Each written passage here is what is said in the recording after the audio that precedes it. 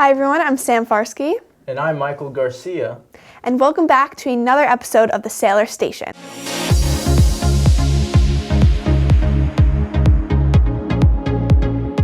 As we approach the end of March, we can look back at all the things accomplished before this point, as well as look towards the future. This month, the Key Club held a blood drive. Adults and students over 16 were able to donate blood. The blood drive has always been a successful means for helping those in need, and once again, we thank the Key Club for making the blood drive an annual tradition. Speaking of annual traditions, another annual event was brought back in person. We're talking about the Dawn Delirium Fashion Show. Let's take a look.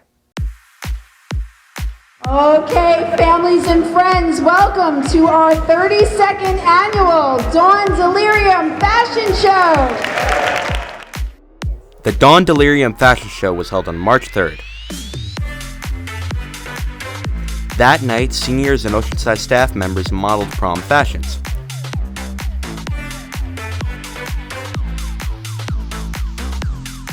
This was a fundraiser for Dawn Delirium. The Dawn Delirium is the PTA-sponsored prom after-party, which creates a drug and alcohol-free safe space. As many are currently aware, Ukraine has recently fallen under conflict. Ukraine's citizens have had to flee and are in need for assistance and support. In response, the entire Oceanside community has come together to help the citizens of Ukraine by collecting personal items, food, and medical supplies that the Ukraine refugees desperately need. Once the items were collected, the Key Club, along with the Patriots Club, packed up the donations at the high school, where they will soon be shipped overseas to help the effort. It just goes to show what can be done when a community comes together. Absolutely. It can be great when people come together to work for a positive change. Another example of that was the anti-book banning event held here at OHS. Let's take a closer look.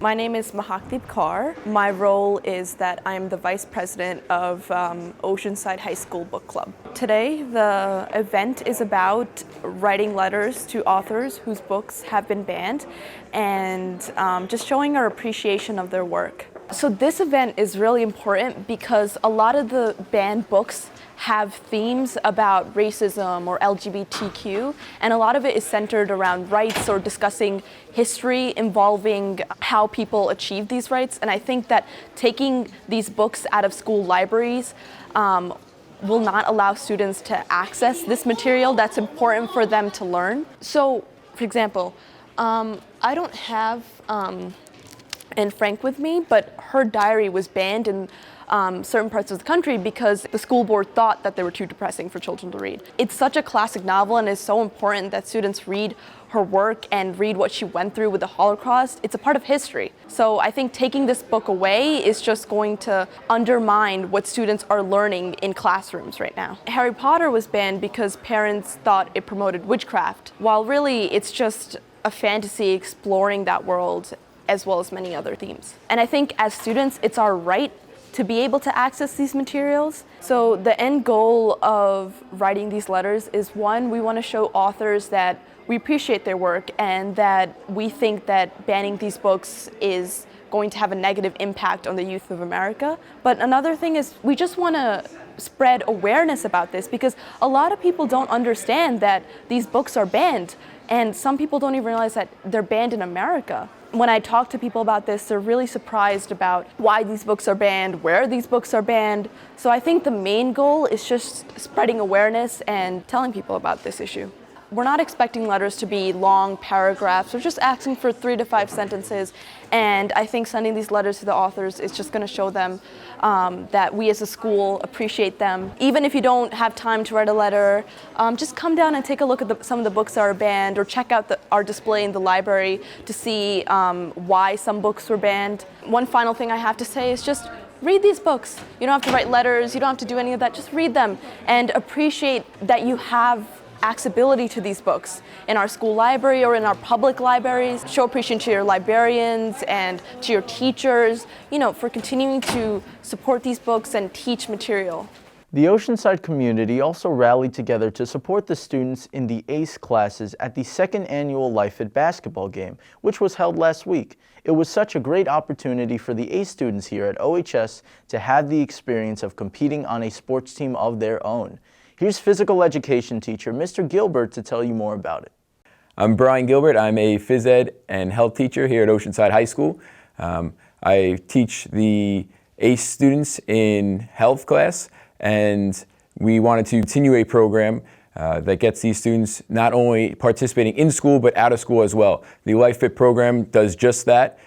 We participate in basketball after school, and we use it as a vehicle to show our sportsmanship as well. The Life Fit games are, it's a sporting event. It's surrounded by basketball. It's our ACE students here at Oceanside High School. We participate in a basketball game after school. We started off with practices, and then we have our opening home game here at Oceanside High School versus Long Beach, and then go on the road to 4 other high schools in the local area. These games originated to get the whole student population involved in after-school activities. One of these activities was basketball. This started back in 2015. We played Long Beach in our Life Fit game as our opener. This grew over the years, and now we have 4 total games, 1 home game, and 3 away games this year. Each year, our goal is to grow the program. We raise money through selling t-shirts for this program. We're going to take that money and put it right back in to continue the growth, putting it back into jerseys, practices, anything that we need in order to keep this program alive and growing. In the future for the Life Fit program, our goal is to get more participants, to grow the numbers as well as the amount of games.